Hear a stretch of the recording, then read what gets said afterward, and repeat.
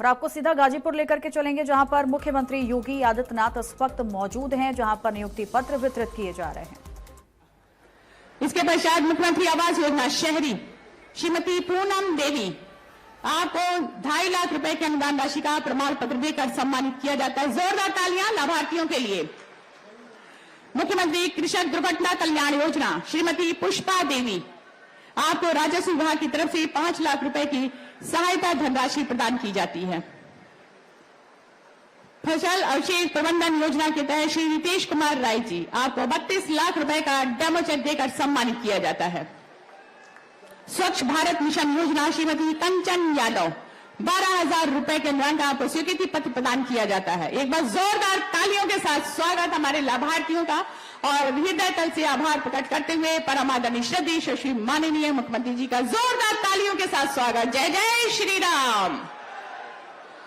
और अब इसके पश्चात सनातन संस्कृति की संवाहक, उत्तर प्रदेश के सांस्कृतिक, आर्थिक, औद्योगिक विकास के सूत्रधार, नए भारत के, नए उत्तर प्रदेश के शिल्पकार, उत्तर प्रदेश के नव निर्माण के 9 वर्षों में विकास के नए कीर्तिमान रचकर अपने संकल्प से सुशासन की नई परिभाषा रचने वाले रचनाकार और वैश्विक पटल पर उत्तर प्रदेश का मान सम्मान बढ़ाने वाले राष्ट्र गौरव और हम सभी उत्तर प्रदेश वासियों के प्रेरणा स्रोत परम आदरणीय श्रद्धेय श्री माननीय मुख्यमंत्री जी को अति विनम्रता के साथ ससम्मान आमंत्रित करते हुए अनुरोध करते हुए कि अपने प्रेरणादायक मार्गदर्शन संबोधन से हम सभी को अभिषिंचित करने का कष्ट करें। एक बार जोरदार तालियों के साथ स्वागत।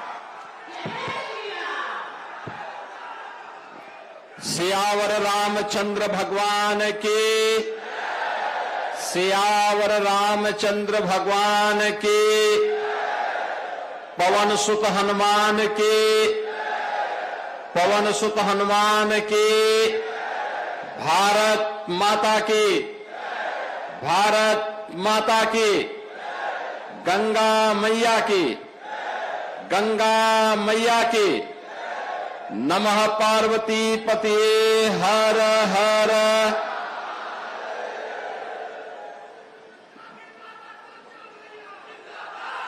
जनपद गाजीपुर के विकास परियोजनाओं के लोकार्पण और शिलान्यास के लिए आयोजित आज के इस कार्यक्रम में मंच पर उपस्थित प्रदेश सरकार में मंत्रिमंडल के मेरे वरिष्ठ सहयोगी, लोकप्रिय विधायक जमनिया जोहराबाद, प्रदेश सरकार के पंचायती राज और अल्पसंख्यक कल्याण विभाग के मंत्री श्री ओम प्रकाश राजभर जी, प्रभारी मंत्री गाजीपुर श्री रविंद्र जायसवाल जी, विधान परिषद के सदस्य श्री विशाल सिंह चंचल जी, माननीय विधायक श्री बेदीराम जी, जिला पंचायत अध्यक्ष श्रीमती सपना सिंह जी, पूर्व मंत्री श्री विजय मिश्रा जी, पूर्व सांसद श्री राधे मोहन सिंह जी, विधानसभा की पूर्व सदस्य श्रीमती सुनीता सिंह जी, जिला सहकारी बैंक के अध्यक्ष श्री सरोजेश सिंह जी, महिला मोर्चा की अध्यक्ष श्रीमती सरोज कुशवाहा जी, प्रदेश उपाध्यक्ष भारतीय जनता पार्टी श्री कृष्ण बिहारी राय जी, जिलाध्यक्ष ओम प्रकाश राय जी, जिलाध्यक्ष सोहेल देव राजभर पार्टी श्री सुरेंद्र राजभर जी, जिला प्रभारी भारतीय जनता पार्टी श्री राकेश त्रिवेदी जी, युवा नेता श्री पीयूष राय जी, युवा नेता श्री अभिनव सिन्हा जी, पूर्व जिलाध्यक्ष श्री सुनील कुमार सिंह जी, पूर्व जिलाध्यक्ष श्री भानु प्रताप सिंह जी, पूर्व जिलाध्यक्ष श्री विजेंद्र राय जी, बड़ी संख्या में गाजीपुर की इस पावन धरा पर उपस्थित गाजीपुर जनपद के मेरे सभी बहनों और भाइयों, आज मुझे एक बार फिर से महाराज गादी की इस पावन धरा को, जिसे मां गंगा की पावन धारा अभिसंचित करती है, ऋषि मुनियों की तप और साधना से पवित्र इस पावन धरा को नमन करने का अवसर प्राप्त हुआ है। इस अवसर पर मैं इस पावन धरा को नमन करते हुए आप सभी गाजीपुर वासियों का हृदय से अभिनंदन करता हूं, स्वागत करता हूं। बहनों और भाइयों, गाजीपुर की धरती सदैव से राष्ट्रभक्ति की प्रेरणा का केंद्र बिंदु रहा है। मैं जब रामायण के कालखंड पर कभी दृष्टि डालता हूं, उस समय महर्षि विश्वामित्र को जब अपने राष्ट्र रक्षा के यज्ञ के लिए कहीं और दृष्टि डालनी पड़ी थी, तो उस समय उन्होंने एक ही बात का एहसास किया था। गोस्वामी तुलसीदास जी ने उन्हें बहुत ही रोचक शब्दों में उल्लेख किया है। उन्होंने कहा कि गादी तनय मन चिंता व्यापी, हर बिनु मरहि न निश्चर पापी। यानी महाराज गादी, जिनका राज्य शीर गाजीपुर में था, महाराज गादी के पुत्र ने अपने मन में संकल्प लिया कि जो ये रावण के राक्षस इस पूरे क्षेत्र में आकर के यहां के नगरों को उजाड़ रहे हैं, लूटपाट कर रहे हैं, नागरिकों की नृशंस हत्या कर रहे हैं, इसका उपचार अयोध्या के 2 राजकुमार होंगे। और क्यों न मैं अयोध्या जाकर के इन दोनों राजकुमारों को ला करके राष्ट्र रक्षा के अपने यज्ञ को संपन्न करूं। याद करिए, जब राम और लक्ष्मण महाराज विश्वामित्र के साथ उनकी यज्ञ रक्षा करने के लिए जाते हैं, ताड़का का वध होता है, सुबाहु मारा जाता है, मारीच को कई योजन दूर मार करके वे फेंकते हैं। हमारा ये पूरा क्षेत्र राक्षसों से मुक्त होता है। गाजीपुर तब भी उस चीज का विजन देने वाला है। गाजीपुर ने तब भी उस आतंक के खिलाफ, उस लूट खसोट के खिलाफ, उस समय की उस अराजकता के खिलाफ एक संघनाद का नेतृत्व किया था। और याद करिए, आज भी देश की आजादी के आंदोलन रहे हो, देश स्वतंत्र भारत में भारत की सीमाओं की रक्षा करने की बात आती हो, वीर चक्र से सम्मानित किया गया। बहनों और भाइयों, ये यहां की एक समृद्ध परंपरा है। राष्ट्र रक्षा, राष्ट्र भक्ति की एक समृद्ध परंपरा है। तो साहित्यिक क्षेत्र में भी हमारा गाजीपुर कभी पीछे नहीं रहा। गाजीपुर ने अनेक ऐसे महत्वपूर्ण नाम हैं जिन्होंने गाजीपुर को एक नई ऊंचाइयां साहित्यिक क्षेत्र में दी। श्री कुबेर नाथ राय हिंदी साहित्य के प्रतिष्ठित ललित निबंधकार और विद्वान थे। गोपाल राम गहमरी, यानी गहमरी बाबू के नाम पर कहते हैं 200 से अधिक उपन्यास उन्होंने लिखे थे। और अनेक ऐसे विभूतियों को जन्म देने वाला हमारा गाजीपुर जनपद। बहनों और भाइयों, क्यों गुमनाम होता गया, क्यों इसका नाम डूब गया, क्यों जनपद का नाम लेने से लोग कांपते थे, क्यों आने से डरते थे। पहचान का संकट किसने खड़ा किया? पहचान का संकट खड़ा करने वाले वही लोग हैं जिन्होंने किया तो कुछ नहीं, लेकिन आपके सामने पहचान का संकट जरूर खड़ा कर दिया।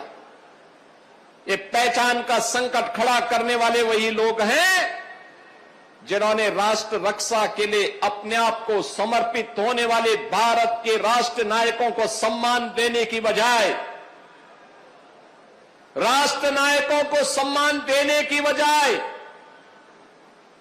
जिन्होंने विदेशी आक्रांताओं को महिमामंडित किया था, जिन्होंने विदेशी आक्रांताओं को महिमामंडित किया था। और आज मैं इस बात को कह सकता हूं कि डबल इंजन किए बीजेपी एनडीए की सरकार राष्ट्र नायकों को सम्मान देती है। राष्ट्र नायकों को सम्मान इस रूप में 1000 वर्ष पहले 1000 वर्ष पहले भारत को रौंदने की दिशा से आया था एक सालार मसूद को बहराइच के चित्तौड़ा नामक स्थान पर भारत के जिस महापुरुष ने, राष्ट्र नायक ने रौंद करके इस्लाम के अनुरूप सबसे कड़ी सजा दी थी, वह महापुरुष कोई और नहीं, महाराज सुहेलदेव हैं। महाराज सुहेलदेव, महाराज सुहेलदेव के नाम पर समाजवादी पार्टी और कांग्रेस ने कोई आयोजन नहीं होने दिया, कभी कोई आयोजन नहीं होने दिया। महाराज सुहेलदेव जिनके शौर्य और पराक्रम से, जिनकी युक्ति से यह देश लंबे समय तक विदेशी आक्रांताओं की बर्बरता से बचा था, उनके प्रति कृतज्ञता ज्ञापित करने की बजाय कांग्रेस और समाजवादी पार्टी ने राष्ट्र नायकों का अपमान किया। ये लोग आक्रांता गाजी, सालार मसूद गाजी का मेला लगवाते थे। हमारी सरकार आई, हमने कहा नहीं, सालार मसूद का मेला नहीं लगेगा, मेला लगेगा तो महाराज सुहेलदेव की स्मृति में लगेगा। और आज मुझे प्रसन्नता है बताते हुए, बहराइच के उस स्थान पर हम लोगों ने महाराज सुहेलदेव की भव्य प्रतिमा की स्थापना की है। भव्य प्रतिमा, भव्य स्मारक बना है। अब मेला लगता है, नौजवान जाते हैं, भारत के राष्ट्र नायक के रूप में महाराज सुहेलदेव को सम्मान देते हैं। महाराज सुहेलदेव के नाम पर हम लोगों ने बहराइच में मेडिकल कॉलेज का निर्माण किया है। आजमगढ़ में विश्वविद्यालय का निर्माण किया है।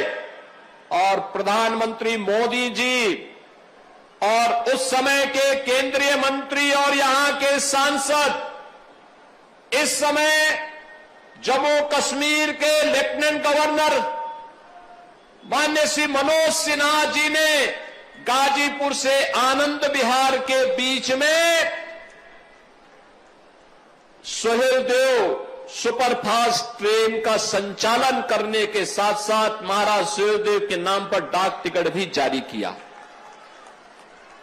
बहनों और भाइयों, जो देश, जो समाज अपने राष्ट्र नायकों को सम्मान देता है वही आगे बढ़ता है। जो अपने राष्ट्र नायकों का अपमान करता है, आक्रांताओं का सम्मान करता है, उसका कोई भविष्य नहीं होता। देश के भविष्य को डुबोने के लिए कांग्रेस और समाजवादी पार्टी के द्वारा किया गया पाप, ये पहचान के संकट के रूप में हमारे सामने था। कैसे नाम बदलते थे? बाबा साहब भीमराव अंबेडकर के नाम पर बने हुए मेडिकल कॉलेज का नामकरण समाजवादी पार्टी ने बदल दिया। कन्नौज के मेडिकल कॉलेज का नाम बदल दिया।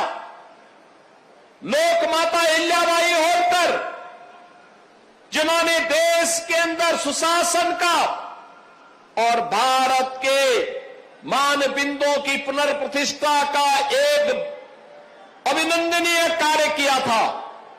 लोकमाता अहिल्याबाई होलकर, लोकमाता अहिल्याबाई होलकर के नाम पर बने हुए कॉलेज का नाम समाजवादी पार्टी ने बदल दिया। याद करिए, संत शिरोमणि सदगुरु रविदास जी महाराज, रविदास जी के नाम पर बना हुआ भदोई जनपद का नामकरण इन्होंने बदलने का पाप किया। ये सभी पाप समाजवादी पार्टी के खाते में जाते हैं। इन्होंने लूटा ही नहीं, इन्होंने पहचान का संकट ही खड़ा नहीं किया, इन्होंने महापुरुषों को अपमानित भी किया, महापुरुषों को अपमानित भी किया। आज एक डबल इंजन की भारतीय जनता पार्टी और एनडीए की सरकार है। आज गाजीपुर में मेडिकल कॉलेज बन गया है, मेडिकल कॉलेज का निर्माण गाजीपुर में। अब गाजीपुर की चारों ओर की कनेक्टिविटी 4 लेन की, गाजीपुर से लखनऊ की दूरी अब हम 3-3.5 घंटे में पूरा कर सकते हैं। पहले इसको पूरा करने में 8 से 10 घंटे लगते थे, पता ही नहीं था गड्ढा है या सड़क है, कहीं पता नहीं। आज गाजीपुर से काशी जाना हो, गाजीपुर से लखनऊ जाना हो, गाजीपुर से गोरखपुर की ओर जाना हो, पूर्वांचल एक्सप्रेसवे भी है, वाराणसी गोरखपुर हाईवे भी है। और अभी हमारी सरकार ने तय किया है, हमारी सरकार ने तय किया है, गाजीपुर को जो पूर्वांचल एक्सप्रेसवे है, यहां से इसको चंदौली और चंदौली के साथ वाराणसी से जोड़ते हुए शक्तिनगर तक ले जाने का काम करेंगे। इतनी बेहतरीन कनेक्टिविटी देंगे गाजीपुर को कि पहचान का संकट समाप्त। पहचान का संकट अब नहीं। आज से 10 वर्ष पहले आप कहीं जाते थे गाजीपुर से बाहर, अगर सामने वाला व्यक्ति आपको कहीं पे सम्मान देता भी हो, लेकिन आपने गाजीपुर का नाम और उत्तर प्रदेश का नाम बोल दिया तो वह 10 कदम पीछे हट जाता था। बहन और भाइयों, होटल में कमरे नहीं मिलते थे, धर्मशाला में कोई टिकने नहीं देता था, किराए पे कोई रूम नहीं देता था। लेकिन आज मैं कह सकता हूं, आज यूपी बदल चुका है। आज आप कहीं जाते हैं, आज आप कहीं जाते हैं, अब पहचान का संकट नहीं है। अगर सामने वाला व्यक्ति 10 कदम दूर है, आपने कह दिया कि भाई मैं गाजीपुर से आया हूं, मैं उत्तर प्रदेश से आया हूं, मैं काशी से आया हूं, वह 10 कदम आगे आकर के आपसे गले मिलने के लिए उतावला दिखाई देता है। यह है नए भारत का नया उत्तर प्रदेश।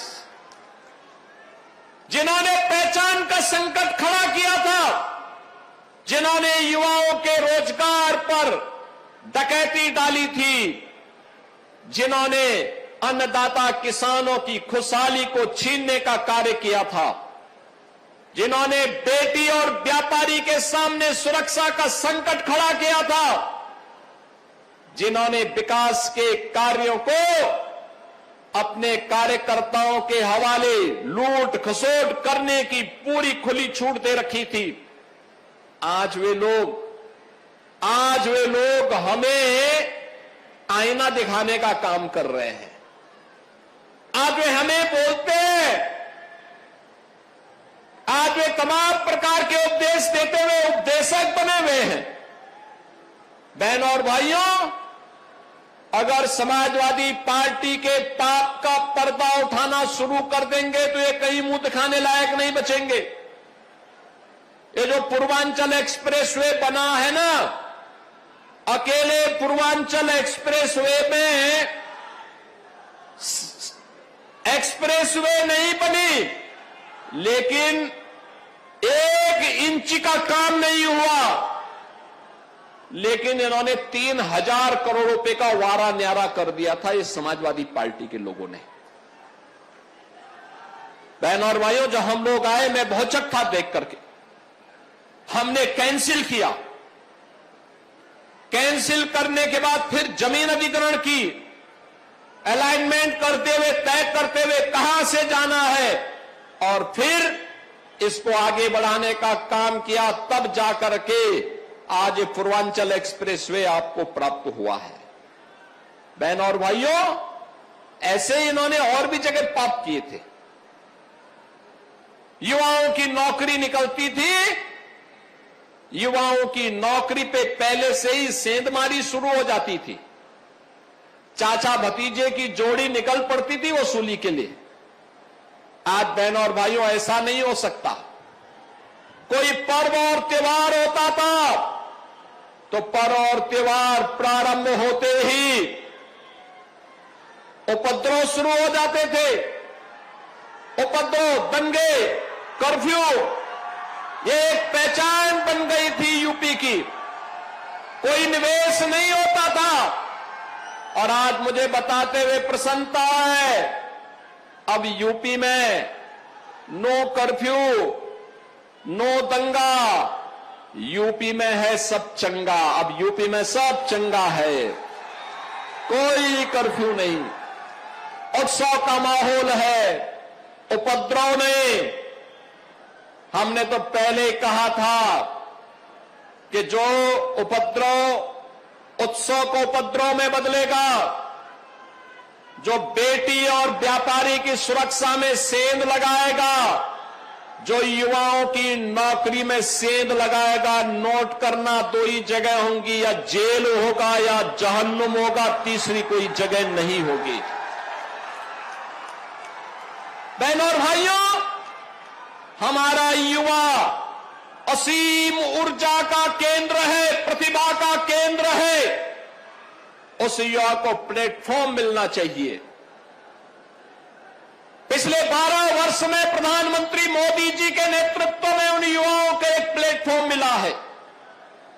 प्रधानमंत्री स्टार्टअप की योजनाएं, प्रधानमंत्री स्टैंड अप की योजनाएं, डिजिटल भारत की योजनाएं,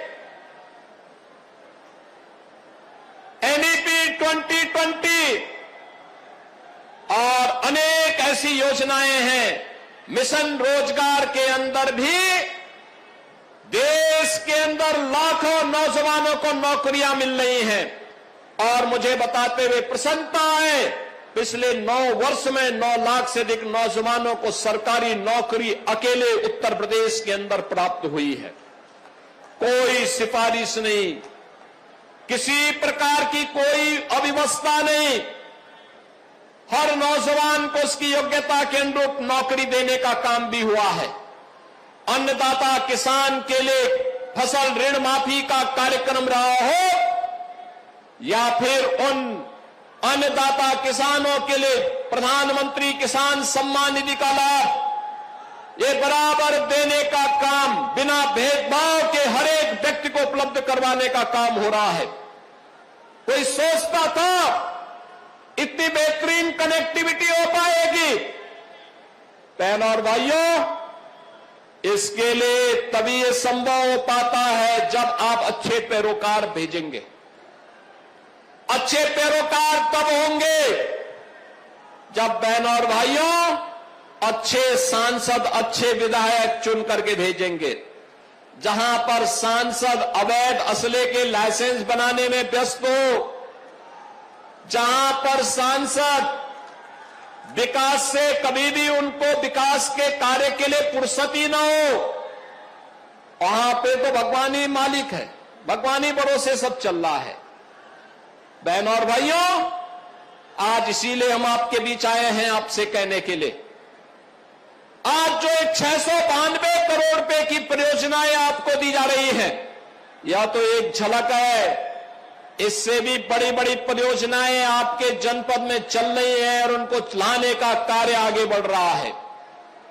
एक बेहतरीन कनेक्टिविटी गाजीपुर को उपलब्ध करवाने के लिए, क्योंकि ये कनेक्टिविटी केवल कनेक्टिविटी नहीं है, रोड कनेक्टिविटी नहीं है बहनों और भाइयों, ये आपकी प्रगति को गति देने के लिए और उसको समृद्धि में बदलने के लिए किए जाने वाले डबल इंजन सरकार के प्रयासों का एक अभियान है।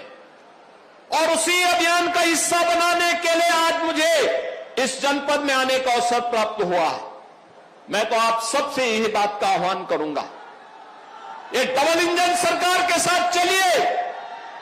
जिन लोगों ने पहचान का संकट खड़ा किया था, नौजवानों की नौकरी में डकैती डाली थी, अन्नदाता किसानों को आत्महत्या करने के लिए मजबूर किया था, गरीब के राशन को खा जाते थे, उन लोगों को मौका कभी मत देना। ये गरीब विरोधी है, किसान विरोधी है, युवा विरोधी है और महिला विरोधी तो इनका जन्मजात स्वभाव है, जन्मजात स्वभाव है। कोई उम्मीद नहीं की जा सकती इन लोगों से। महिलाओं के बारे में तो इनके जो विचार हैं वह अत्यंत खतरनाक हैं, इतने खतरनाक हैं बहनों और भाइयों, ये बहुत ही खतरनाक है। और तभी तो कहावत चल पड़ी थी प्रदेश में कि देख सपाई बिटिया घबराई, यानी जिसको देख करके बिटिया अपने आप घबरा जाती हो, ऐसे समाजवादियों से तो आपको बच करके रहने की आवश्यकता है, गाजीपुर को बच करके रहने की आवश्यकता है। जिन लोगों ने यहां के पहचान पर संकट खड़ा किया था, उनसे बचने की आवश्यकता है। और मैं खास तौर पर युवाओं से कहूंगा, याद रखना, नए भारत में आपका भविष्य उज्जवल है, आपका भविष्य उज्जवल है। हमारा युवा सीन प्रतिभाशाली है, ऊर्जावान है। ऊर्जा सकारात्मक दिशा में जाएगी तो प्रगति के नए नए प्रतिमान को स्थापित करेगी।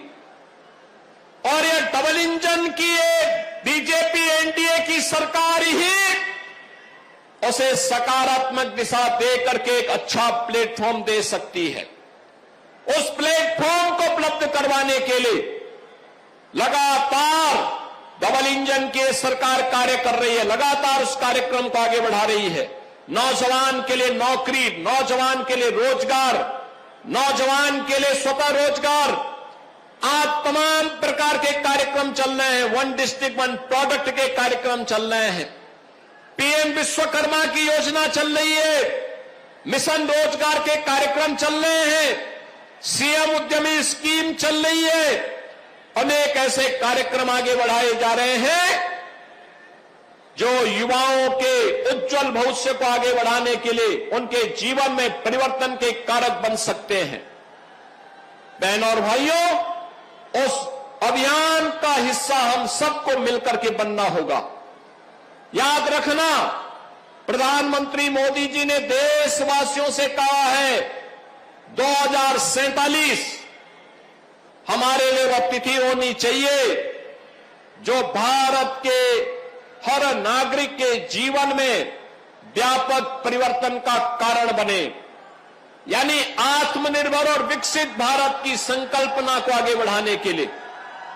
आत्मनिर्भर और विकसित भारत वह भारत होगा जिसमें गरीबी को पूरी तरह समाप्त करके हर व्यक्ति के जीवन में खुशहाली लाया जा सके, हर नौजवान के हाथ को काम मिल सके, हर अन्नदाता किसान को उसकी उपज का बेहतर दाम मिल सके, हर व्यापारी सुरक्षित माहौल में अपने व्यापार को कई गुना आगे बढ़ा सके, और जहां पर शासन की योजनाओं के साथ साथ समाज को आगे बढ़ाने में आधी आबादी बेटी और बहनों का भरपूर योगदान हो। इसी के लिए प्रधानमंत्री जी ने हर नागरिक से कहा कि हमें केवल 4 जातियों पर विश्वास करना चाहिए। ये 4 जातियां हैं, गरीब, अन्नदाता किसान, महिलाएं और युवा, ये चार जाति के अलावा और जाति नहीं।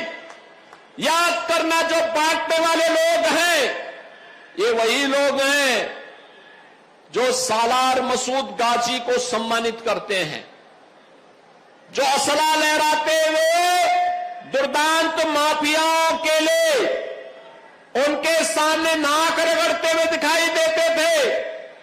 ये वही लोग हैं, याद रखना, ये वही लोग हैं जो लोग माफिया की कब्र में जाकर के फतिया पढ़ते हैं, फतिया पढ़ने का काम करते हैं। आज बहनों और भाइयों, आप देख रहे होंगे गाजीपुर के अंदर भी, गाजीपुर के अंदर आज हमारे स्पिरिचुअल टूरिज्म से जुड़े हुए स्थान का पुनरुद्धार हो रहा है। गाजीपुर लोहरी काशी भी कहा जाता है, इसका अपना आध्यात्मिक महत्व है। मां गंगा के द्वारा धनुषाकार आकृति में इस पूरे जनपद को अभिसिंचित किया जाता है। पहाड़ी बाबा का आश्रम यहां पर है।